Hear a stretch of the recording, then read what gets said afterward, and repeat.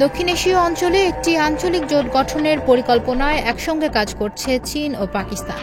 ধারণা করা হচ্ছে সম্ভাব্য এই জোটটি দক্ষিণ এশীয় আঞ্চলিক সহযোগিতা সংস্থা সার্কের বিকল্প হয়ে উঠতে পারে। এই উদ্যোগে বাংলাদেশও সম্পৃক্ত রয়েছে বলে জানা গেছে।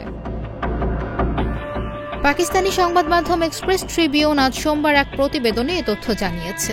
সংবাদ মাধ্যমটি জানায়, সম্প্রতি চীনের কুনমিং শহরে অনুষ্ঠিত এক ত্রিপাক্ষিক বৈঠকে চীন, পাকিস্তান ও বাংলাদেশের শীর্ষ কূটনীতিকেরা অংশ নেন। মূলত এই বৈঠকেই সম্ভাব্য নতুন আঞ্চলিক জোটের অংশ হিসেবে বিবেচিত হচ্ছে। কূটনৈতিক সূত্রগুলো বলছে, দক্ষিণ এশিয়ার বাণিজ্য, যোগাযোগ এবং আঞ্চলিক সংহতি বাড়াতে ইসলামাবাদ ও বেইজিং বেশ কিছু মাস ধরে যৌথভাবে এই পরিকল্পনা এগিয়ে নিচ্ছে। নতুন এই ফোরামের মাধ্যমে সার্কের কার্যকারিতা হারানো অবস্থা থেকে একটি কার্যকর বিকল্প তৈরি করাই তাদের লক্ষ্য।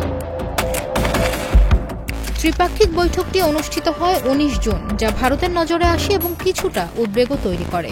এই বৈঠকের অন্যতম উদ্দেশ্য ছিল সার্কভুক্ত অন্যান্য দেশগুলোকে নতুন জোটে অন্তর্ভুক্ত করতে আহ্বান জানানো।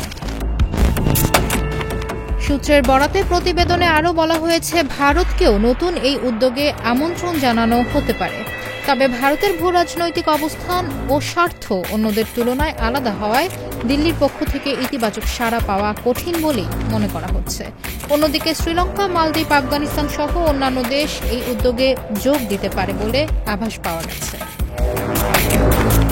জোটের লক্ষ্য হবে বর্ধিত বাণিজ্য, আঞ্চলিক সংযুক্তি এবং মতাদর্শগতভাবে ঘনিষ্ঠ দেশগুলোর মধ্যে গভীর সম্পর্ক গড়ে তোলা।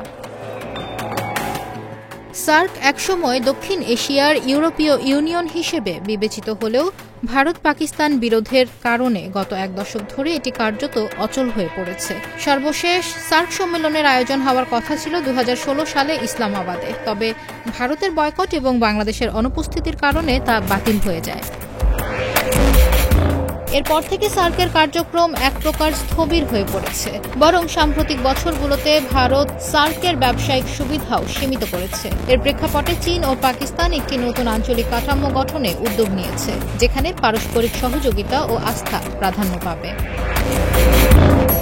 বিশ্লেষকরা মনে করেন, ভারত এখন সাংহাই সহযোগিতা সংস্থা SCO-তে আগ্রহ হারাচ্ছে বলেই এই ধরনের বিকল্প উদ্যোগ আরও জোরালো হয়ে উঠছে।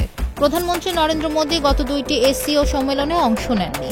চীন, রাশিয়া, পাকিস্তান সহ বেশ কয়েকটি গুরুত্বপূর্ণ দেশ SCO-র সদস্য হলেও ভারতের পশ্চিম ঘেঁষার নীতি সেখানে এক ধরনের অমিল তৈরি করছে।